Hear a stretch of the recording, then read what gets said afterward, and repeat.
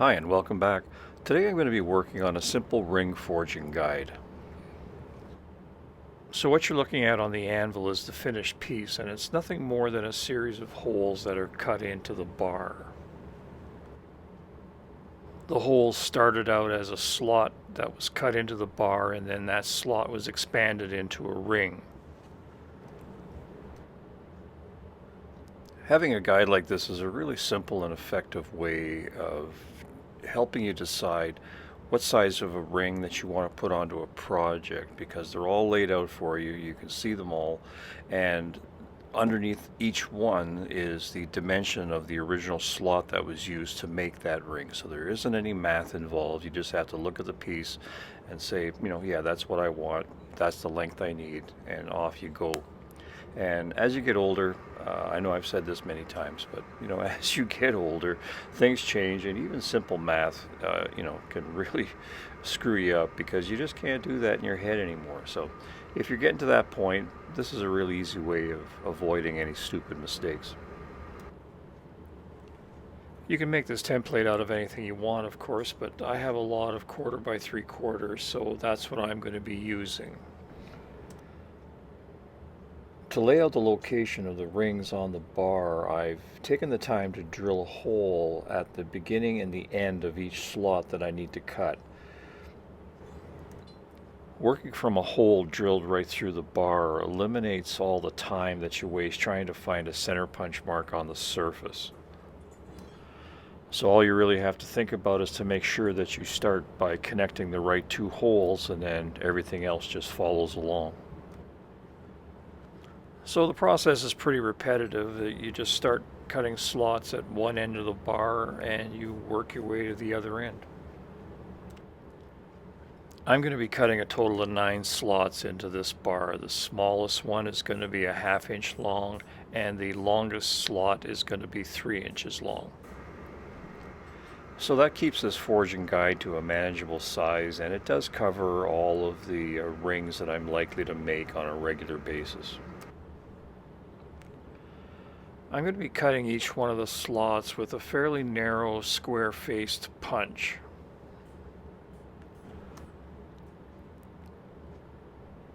The process is exactly the same as punching a round hole. You just take the punch, drive it as far as you can through the one face of the bar, and then you flip it over and drive the punch back through the other side.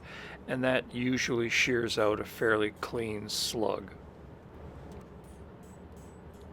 I use square face punches for punching my holes because you don't have to worry about protecting your anvil.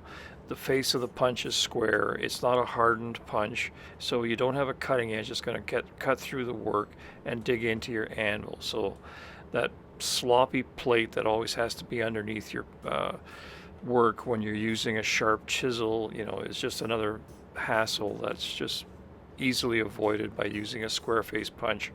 It does leave a little bit more of a ragged edge, but the ease of operations when you're actually punching the hole is just so much more of an advantage, and for the work that I do, it usually doesn't make any difference.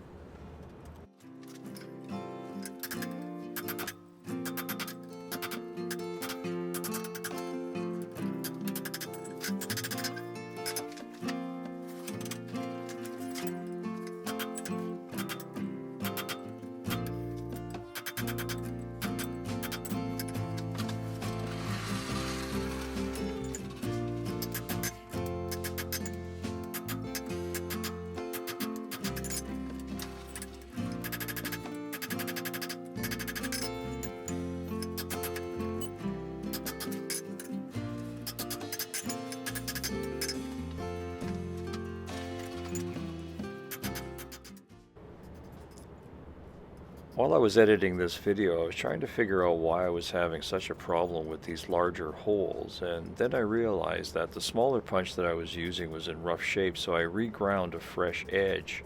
So what you're actually seeing here is the difference between using a square face punch that has a truly sharp corner versus one that's a little bit worn. So just that little bit of a difference makes a huge impact on the quality of the hole that you're punching.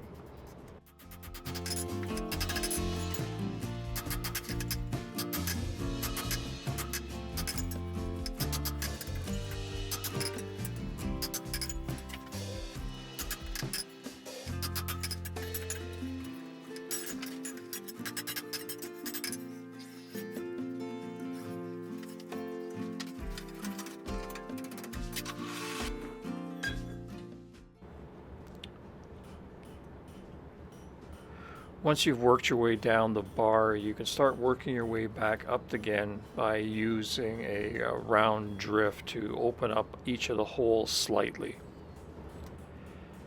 You're not looking to create the final shape yet. You just want the hole large enough so that you can get a die grinder or file or whatever you intend on using to get rid of any ragged edges or anything that might turn into a cold shut and cause problems later on. The largest holes I'm going to need to shape over a bickern or the horn of the anvil because I don't have a drift that's large enough for those.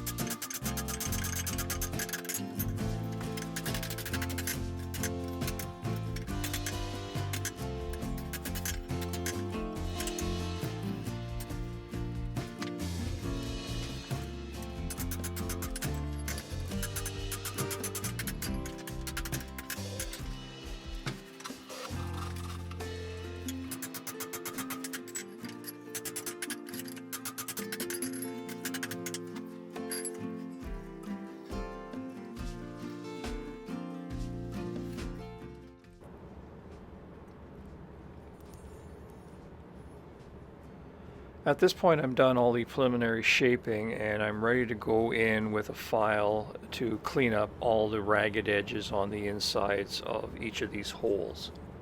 You can see how the smaller holes have cut through fairly cleanly, but as the slots get longer, the edges tend to want to roll around because there isn't as much support. So those usually need a little bit more cleanup, and you can see the folded edges and the long ragged edges that are, quite common with this type of hole. But if you don't create problems by hammering those back into the bar, they're fairly easy to clean up. Now, most of the distortion you see is my fault because I went and listened to that voice in my head that said, let's just get this done. So on the larger holes where I had to use the drift over the hardy hole, the edges of the ring don't really have a lot of support, so they tend to get dragged into the hardy hole as you're punching.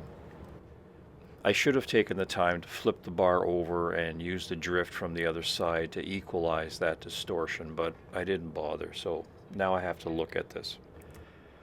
Fortunately, I punched all the holes from the same side, so all of this mess is on the back.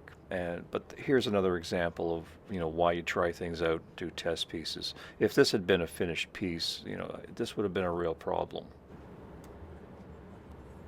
And here you can see what the bar looks like after a few minutes of filing.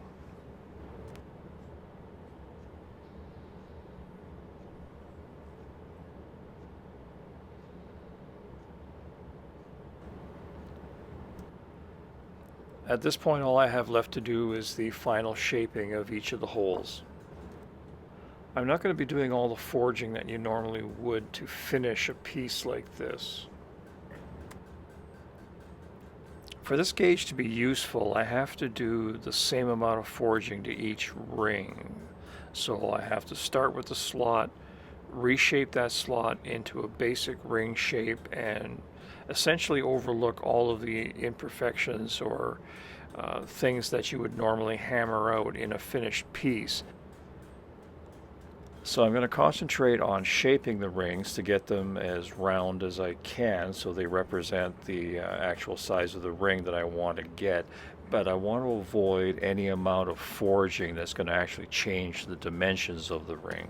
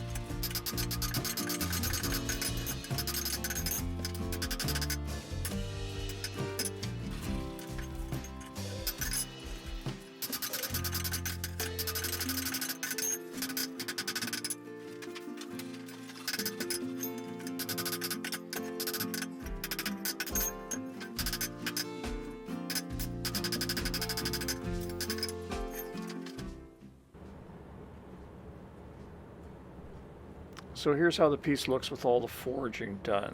The last thing that I need to do is figure out where I put my number punches so I can put the dimensions underneath each one of these holes.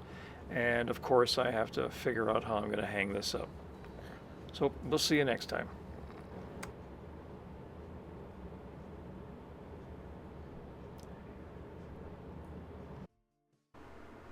Hi, I'm Dennis, and thanks for watching. If you have any questions, you can contact me by using the email address that I have shown here. If you like the channel and the work that I'm doing, please consider becoming a patron. Every dollar you contribute will bring me one step closer to being able to produce videos full-time.